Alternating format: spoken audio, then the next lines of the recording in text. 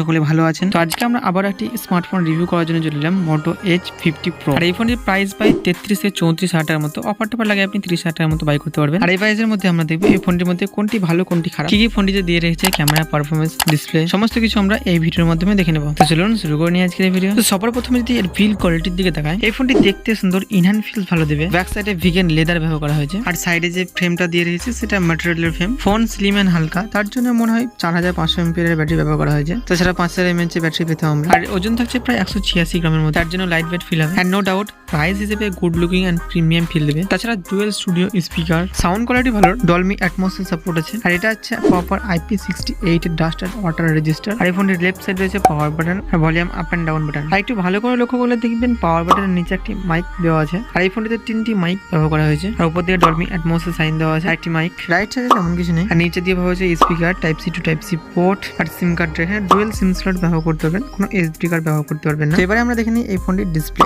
6.7 ইঞ্চি ফুল HD++, মানে 1.5K POLED display ব্যবহার করা হয়েছে। আর এটি একটি কার্ড ডিসপ্লে, তার জন্য ফন্ট লুকও বেশ সুন্দর হবে। তাছাড়া 144 টাচ রিফ্রেশ থাকছে, HDR10+ সাপোর্টও থাকছে, 10B কালার। আর সিকিউরিটির জন্য ব্যবহার হচ্ছে ইন ডিসপ্লে ফিঙ্গারপ্রিন্ট স্ক্যানার, যেটা যথেষ্ট ফাস্ট, খুব তাড়াতাড়ি ফোনটাকে আনলক করতে পারছিল। রিয়েল লাইফে ভিডিওতে ভালো কালার দেবে। ডিসপ্লে একদম ব্রাইট কালারফুল ডিসপ্লে, 2000 নিটস এর পিক ব্রাইটনেস দেওয়া আছে। সানলাইটে একদম ব্রাইট ইউজ করতে পারবেন। ইউটিউবে আপনার HDR সাপোর্ট করছে, আর নেটফ্লিক্সে HDR সাপোর্ট করছে না। আর ইউটিউবে আপনি 4K ভিডিও আরামসে স্মুথলি প্লে করতে পারবেন। আর এই ফোনটিতে পারফরমেন্সের জন্য ব্যবহার করা হয়েছে স্ন্যাপড্রাগন 7 Gen 3। আন্তত স্কোর এস ভালো আসছে, 8.5 লাখের আশেপাশে, খুব বেশি নয় কিন্তু খুব কমও নয়। র্যাম হচ্ছে LPDDR4X র্যাম, আর UFS 2.2 স্টোরেজ। এখানে স্টোরেজ 3.1 দেওয়া যেত, কারণ এই প্রাইসের মধ্যে অনেক কোম্পানি দিয়ে থাকে 3.1, আর এই প্রাইস পয়েন্টে 2.2 একটু কমই বটে। UFS 2.2 সাথে এক্সট্রা কিছু জিনিস দিয়েছে যেটা অন্য ব্র্যান্ড দেয় না। Out of the box Android 14 পেবে, আর 3 বছরের জন্য অপারেটিং আপডেট করে দিয়েছে, আর 4 বছরের জন্য সিকিউরিটি আপডেট করে দিয়েছে। আর এর সাথে যেটা UI আছে সেটা হ্যালো UI নাম দিয়েছে। আর ফোন একদম ফাস্ট, পারফরমেন্স আপনি ভালো পাবেন। গেমিং এ ভালো এক্সপিরিয়েন্স দেবে, খারাপ এক্সপিরিয়েন্স দেবে বলবো না। তাছাড়া ডেইলি ইউজিং আপনার কোনো ধরনের সমস্যা হবে না, একদম স্মুথলি সবকিছু হ্যান্ডেল করে নিতে পারছিল। আর সেম টাইম আমরা যদি ক্যামেরার কথা বলি,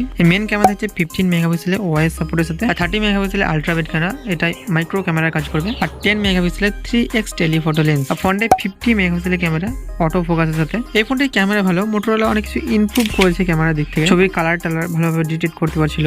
আর ম্যাক্সিমাম আপনি জুম করতে পারবেন 30x পর্যন্ত। পোর্ট্রেট মোডে ফটো ভালো আসছে, কিন্তু প্রসেসিং করতে একটু বেশি টাইম নিচ্ছে। সত্যি মোটরোলা ফটো কোয়ালিটিতে একটু বেশি ভালো কাজ করেছে। ভিডিওর কথা বললে ফ্রন্ট এবং ব্যাক সাইডে 4K সাপোর্ট পেয়ে যাবেন, আর 1080p 60 FPS পর্যন্ত অপশন পাবেন। আর এই ফোনটির ব্যাটারির কথা বললে এখানে 4500 মিলিঅ্যাম্পিয়ারের ব্যাটারি ব্যবহার করা হয়েছে। আর ফাস্ট চার্জিং হিসেবে থাকছে 125 ওয়াটের একটি ফাস্ট চার্জার। এখানে বেস্ট ভেরিয়েন্ট থাকছে 12GB র্যাম, সে তার সঙ্গে কিন্তু 125 ওয়াটের ফাস্ট চার্জিং দেবে। তাছাড়া 8GB র্যামের সঙ্গে 86 ওয়াটের ফাস্ট চার্জার দেবে। তাছাড়া 86 ওয়াটের ফাস্ট চার্জার অনেক ফাস্ট, খুব তাড়াতাড়ি চার্জ করে দেয়। তাছাড়া আপনি একবার চার্জ করে আরামসে একদিন ব্যাকআপ পেয়ে যাবেন নর্মাল ইউজিং এ। তাছাড়া এই ফোনটির সেন্সর হিসেবে সব ধরনের সেন্সর ব্যবহার করা হয়েছে, আর 15 ব্যান্ড 5G সাপোর্টেড থাকছে। এই ফোনটির প্রাইস রেকর্ডিং ঠিকঠাকই আছে, পারফরমেন্স বেশ খারাপ বলবো না, ক্যামেরা কোয়ালিটি ভালো। এই ছিল মোটো এজ 50 প্রো একটি ফুল রিভিউ ভিডিও। আর হ্যাঁ, ভিডিওটি ভালো লাগলে লাইক করতে ভুলবেন না, চ্যানেলকে সাবস্ক্রাইব করে নেবেন। দেখা হচ্ছে আবার একটা নতুন ভিডিও নিয়ে। সবাই ভালো থাকবেন, আজকের মতো এতটুকুই।